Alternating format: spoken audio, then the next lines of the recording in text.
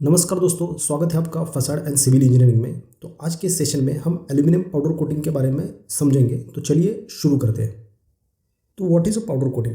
Powder coating is type of a coating that is applied as a free flowing dry powder. मतलब इस coating में free flowing dry powder use होता है। Powder coating is typically applied electrostatically and cured under heat to form decorative and protective coating layer. मतलब इसमें क्या होता है, जो अपना फ्री फ्लोइंग ड्राई पाउडर है इलेक्ट्रोस्टैटिकली चार्ज रहता है और ये जो ग्राउंडेड अपना सबस्ट्रेट रहता है उस पर जाके डिपॉजिट होता है और फिर उसको हीट किया जाता है और हीट करने के बाद एक लेयर क्रिएट होता है। वो लेयर क्या काम करता है, तो एक डेकोरेटिव फिल्म और दूसरा प्रोटेक्टिव फिल्म, ये दो काम मेनली वो लेयर करता है। Coating is typically 60 to 120 micron. जो पाउडर कोटिंग का कोटिंग थिकनेस रहता है ये 60 टू 120 माइक्रोन के बीच में एवरेज रहता है। इंडिविजुअल रीडिंग्स उससे कम भी हो सकते हैं, उससे ज़्यादा भी हो सकते हैं। एवरेज रीडिंग 60 टू 120 जनरली रहता है और अलग अलग कंसल्टेंट अलग अलग क्लाइंट्स का डिमांड, किसी का हो सकता है 60 टू 80 का भी हो, किसी का हो सकता है 60 टू 100 का हो, लेकिन जो आइडियल रहता है वो 60 टू 120 रहता है। क्योंकि जिस तरीके से आपके एक्सट्रूजन का शेप रहता है उस तरीके से वो सबस्ट्रेट को कोट करना डिफ़िकल्ट भी रहता है। तो वो जो लेयर क्रिएट होता है वो अमूमन इस क्राइटेरिया में प्रॉपरली फिट होता है। और ये स्टैंडर्ड्स अलग अलग जो स्टैंडर्ड्स है, जैसे एमा स्टैंडर्ड्स है या फिर कॉलिकोट स्टैंडर्ड्स है, उसमें इसके बारे में जिक्र किया है। तो 60 टू 120 ये आइडियल उसका रेंज है। अगर हम इसके प्रोसेस फ्लो के बारे में देखें तो देखिए, पार्ट पहले लोड किया जाता है। लोड करने के बाद उसको प्री ट्रीटमेंट किया जाता है, मतलब उसको क्रोमेटाइजिंग किया जाता है। कुछ केसेस में नॉन क्रोम प्रोसेस भी यूज़ किया जाता है। तो प्री ट्रीटमेंट होने के बाद उसको ड्राई किया जाता है। ड्राई करने के बाद उसको कूल करके नॉर्मल टेम्परेचर को कूल करके फिर उसको जिगिंग किया जाता है और फिर उसमें पाउडर एप्लीकेशन होता है। फिर पाउडर एप्लीकेशन होने के बाद वो ओवन में जाता है और ओवन में वो क्योर होता है। ओवन में क्योर होने के बाद उसको कूल किया जाता है नॉर्मल टेम्परेचर में और पैकिंग करके फिर उसको अनलोडिंग करके उसको पैकिंग किया जाता है और फिर उसको आगे के प्रोसेस के लिए भेजा जाता है। इस बीच में अलग अलग स्टेज पे अलग अलग क्यूसी पैरामीटर्स भी चेक किए जाते हैं। जैसे प्री ट्रीटमेंट में अलग तरीके से क्यूसी पैरामीटर्स चेक किए जाते हैं और जब कोटिंग होकर बाहर निकलता है तो पैकिंग से पहले भी कुछ जो अपने क्यूसी पैरामीटर्स रहते हैं, जैसे डीएफटी हो गया, क्रॉस हैच टेस्ट हो गया, एमईके टेस्ट हो गया, ये अलग अलग प्रोसेस पैरामीटर्स भी चेक किए जाते हैं। ये देखिए, प्री ट्रीटमेंट कुछ इस तरीके से प्री ट्रीटमेंट के टैंक्स रहते हैं। मतलब टैंक 1 2 3 4 5, अमूमन 7 टैंक या 10 टैंक का प्रोसेस बेस्ट रहता है या फिर रिकमेंडेड रहता है अपने एप्लीकेशंस के लिए। कुछ कोटर्स 5 टैंक प्रोसेस भी करते हैं।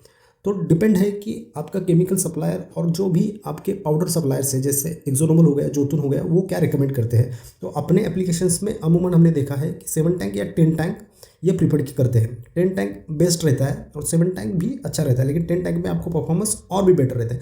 तो इस तरीके से टैंक्स रहते हैं। अलग अलग टैंक्स में पानी और केमिकल्स अलग अलग अपने रिक्वायरमेंट के हिसाब से रखे रहते हैं और उसमें फिर डीप करके इसको क्रोमेटिंग प्रोसेस कंप्लीट किया जाता है। यहाँ पे आप देख पा रहे होंगे, ये ऑपरेटर है, ये आपके सबस्ट्रेट है, ये अलग अलग सेक्शंस है, इनको जिगिंग किया है। मतलब ये जो यहाँ पे लटकाया जाता है इसको हम जिगिंग कहते हैं, और ये बात है, ये हो सकता है आपका केमिकल का हो, एसिडिंग का हो या क्रोमेट का हो, ये बात है। इसमें इसको डीप किया जाता है। जो टाइमिंग सेट्स रहते हैं एज पर रिक्वायरमेंट, उतने टाइम तक उसको डीप किया जाता है, फिर निकाला जाता है, फिर अगले स्टेज पे इस तरीके से इसको प्रोसीड किया जाता है और फिर क्रोमेटिंग तक इसको ले लिया जाता है और फिर क्रोमेट होने के बाद इसको ड्राई करके आगे के प्रोसेस के लिए प्रोसीड किया जाता है। ये देखिए, ये अपना मिल फिनिश सेक्शन है और ये अपना क्रोमेट सेक्शन है। मतलब प्री ट्रीटमेंट होने के बाद सेक्शन कुछ इस तरीके से दिखेगा। ये मिल फिनिश हो गया जो हमें एक्सट्रूडर से मिलता है, और ये फिर अपना प्री ट्रीटमेंट होने के बाद सेक्शन इस तरीके से रहता है, कुछ येलोइश दिखता है ये। तो ये क्रोमेट सेक्शन है। फिर एक बार जब क्रोमेट हो जाता है तो इसको फिर से लाइन पे इस तरीके से लगाया जाता है। ये अलग अलग सेक्शन से, यहाँ पे आपके मलेंस हो सकते हैं, ट्रांजम्स हो सकते हैं, या कोई भी जो सेक्शन कोट करना है वो हो सकता है। ये एल्यूमिनियम हो गया, ये यहाँ पे गन्स है, ये ऑटोमेटिक गन्स है। तो ये गन्स से पाउडर निकलता है और ये अर्थेड रहते हैं, मतलब ये अर्थेड रहते हैं ज़मीन से, और ये इलेक्ट्रोस्टैटिकली चार्ज रहती है पाउडर। तो ये पाउडर इस पर डिपॉजिट होती है और ये डिपॉजिट होकर इसको पकड़ के रखती है और फिर ये ओवन में जाता है। ओवन में जाने के बाद वो पाउडर मेल्ट होके उसको इवनली स्प्रेड होके एक लेयर क्रिएट करती है, जिसे हम पाउडर कोटिंग कहते हैं। ये देखिए, गन का ऑपरेशन कुछ इस तरीके से रहता है। इस टाइप की गन रहती है, ये गन से ये पाउडर निकल रही है, ये आपका पीस है जिसको कोट करना है। जब ये पाउडर निकलती है तो ये अर्थेड है ये सेक्शन, और ये इलेक्ट्रोस्टैटिकली चार्ज है। जब गन से निकल रही है पाउडर के पार्टिकल्स, ये पाउडर के पार्टिकल्स फिर जाके सब्सट्रैक्ट को चिपकते हैं और फिर ये सब्सट्रैक्ट ओवन में जाता है, ओवन में जाके क्योर होता है और फिर एक लेयर क्रिएट होता है। तो इस तरीके से इसका ऑपरेशन रहता है पाउडर कोटिंग का।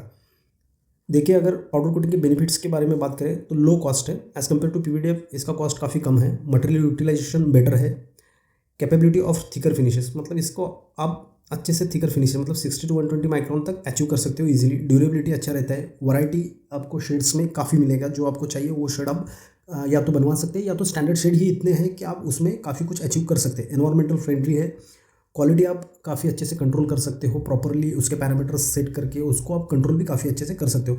मेंटेनेंस भी एज़ कम्पेयर टू अदर इसका ईजी रहता है। तो ये सारे बेनिफिट्स है। होपफुली ये पाउडर कोटिंग का सेशन आपको समझ में आया होगा। अगर अच्छा लगे तो लाइक कीजिए, दोस्तों के साथ शेयर कीजिए और चैनल को सब्सक्राइब ज़रूर कीजिए। धन्यवाद।